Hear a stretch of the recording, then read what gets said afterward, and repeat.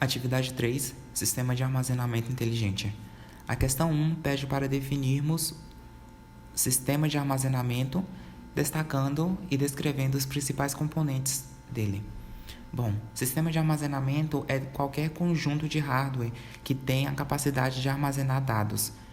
Alguns dos tipos mais comuns são o DAS, o NAS e SAN. Quanto aos componentes, front-end é o responsável por fornecer a interface entre o sistema de armazenamento e o host.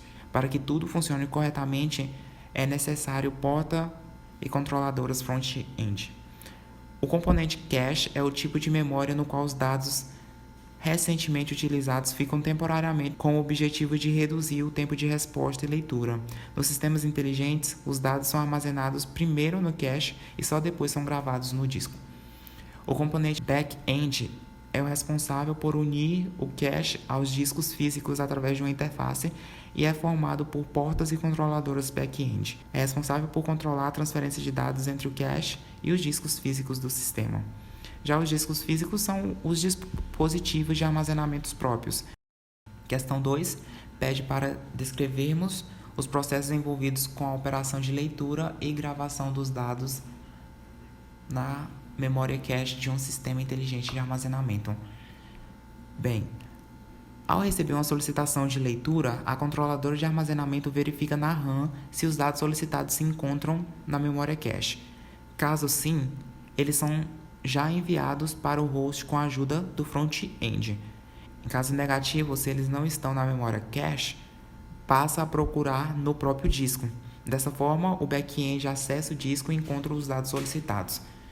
Esses são armazenados temporariamente no cache e só depois levados para o host com a ajuda do componente front-end. Dessa forma, fica claro que caso o dado solicitado esteja na cache, o tempo de resposta é menor, visto que a memória cache como um todo é menor e facilita a busca.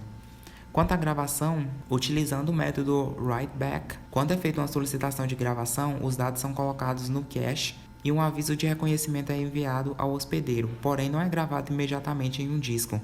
Alguns tempos depois, quando vários dados para gravações são acumulados, eles são confirmados e aí sim gravados no disco. Dessa forma, o tempo de resposta é bem rápido, visto que a cache é o único componente utilizado no momento da solicitação, mas isso abre margens para erros em caso de falha na cache antes da confirmação da gravação no disco. Utilizando write-through, os dados são colocados no cache e imediatamente gravados no disco com o reconhecimento enviado ao host. Dessa forma, a chance de erros é consideravelmente menor, porém o tempo de resposta é maior quando comparado ao método writeback.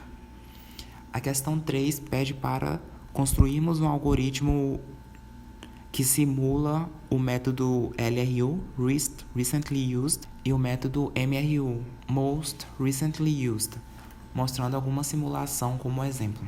Bom, os dois algoritmos foram construídos em Java, utilizando listas encadeadas para representar dados em uma memória cache.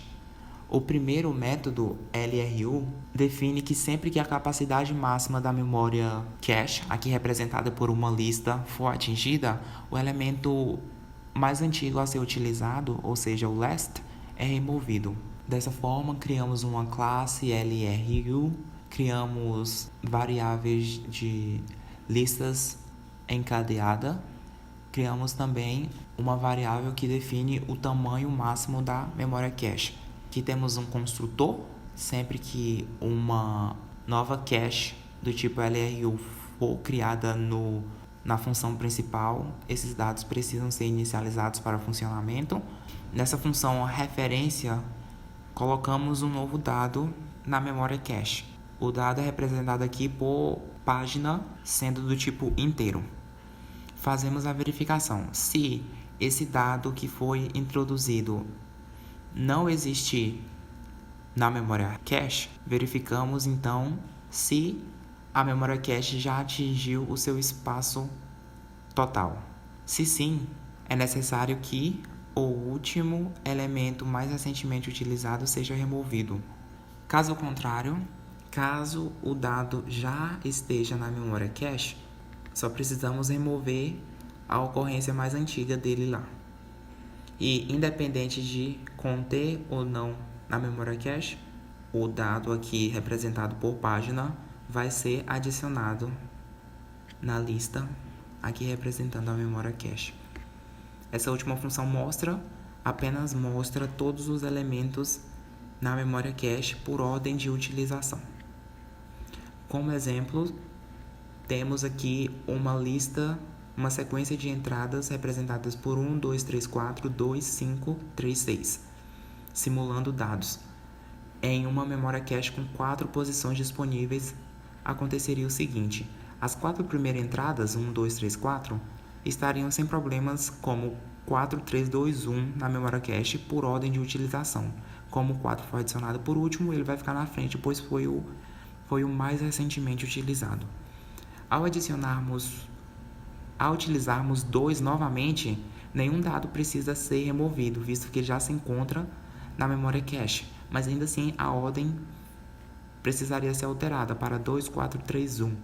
Adicionando 5, o limite então seria ultrapassado.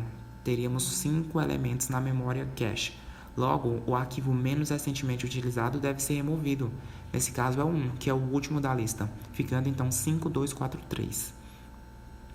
Ao adicionarmos 3 novamente, nenhum dado precisa ser removido, mas a ordem novamente precisa ser alterada, ficando 3, 5, 2, 4.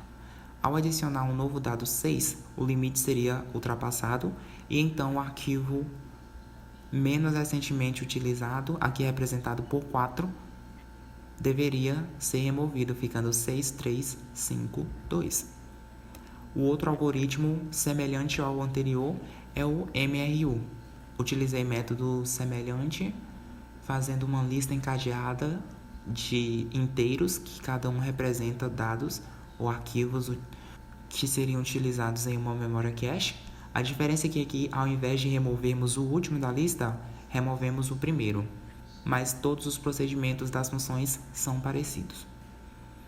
Representando em um exemplo, temos a mesma entrada de dados 1, 2, 3, 4, 2, 5, 3, 6. As 4 primeiras entradas ficariam normalmente armazenadas na memória cache como 4, 3, 2, 1, seguindo a ordem de utilização.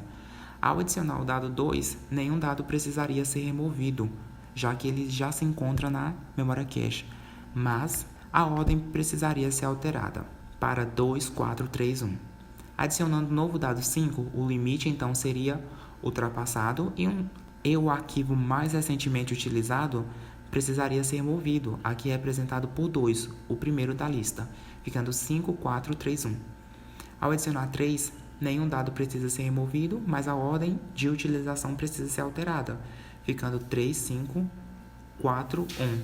Ao adicionar um novo dado 6, o limite seria ultrapassado novamente e o arquivo mais recentemente utilizado, aqui representado por 3, deveria ser removido, ficando 6, 5, 4, 1.